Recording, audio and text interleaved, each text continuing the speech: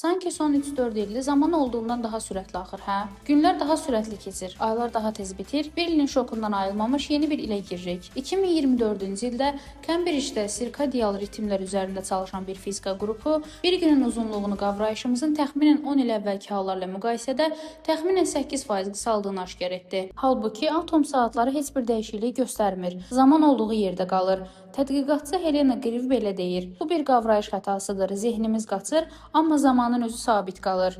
Bəs günahkar nədir? Məlumat sürəti. Bu gün insanlar bir həftə ərzində nənə və babalarımızın bir ildə aldığı qədər məlumat alırlar. Hər bildiriş bədənə kiçik bir adrenalin dozu verir və beynin daxili ritmini sürətləndirir. Grieve'in fikrincə, vaxtı hadisələrlə ölçürük. Hadisələr ağırlaşdıqca dəqiqələr üst-üstə qatlanır.